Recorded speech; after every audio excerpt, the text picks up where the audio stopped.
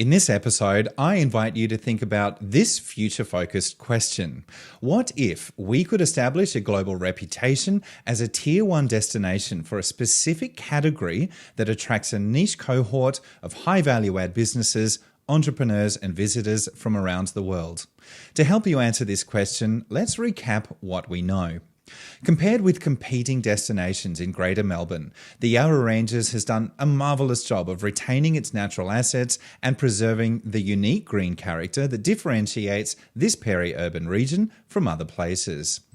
Number 2, we also know that the national and global landscape for investment attraction has become more competitive since COVID-19, in part due to major shakeups in global supply chains.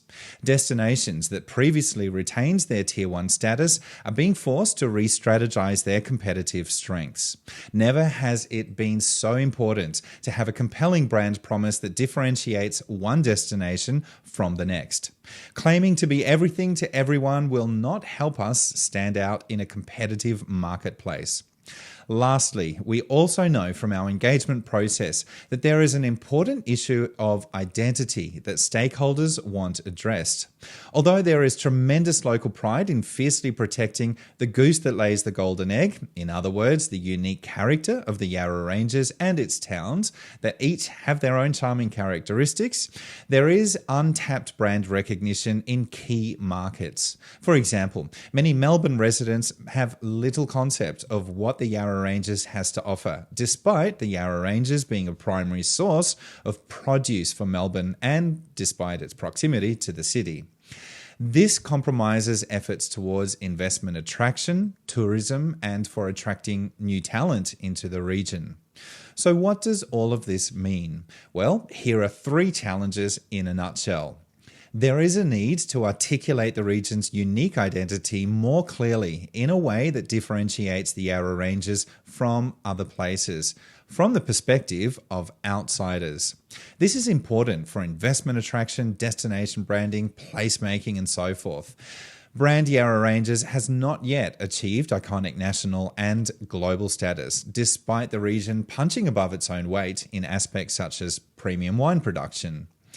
Our existing world-class expertise in areas such as premium wine production, gourmet produce, agribusiness, and advanced manufacturing really is not being fully leveraged in terms of promoting brand Yarra Ranges. The consequence of not addressing these challenges is that, due to low brand awareness, the Yarra Ranges will not be able to attract sufficient investment, tourism, and new talent necessary for achieving economic growth targets outlined in the Economic Development Strategy. So, returning to the question of what if we could establish a global reputation as a Tier 1 destination for a specific category, here are a few ideas I've prepared to help visualize what this could look like.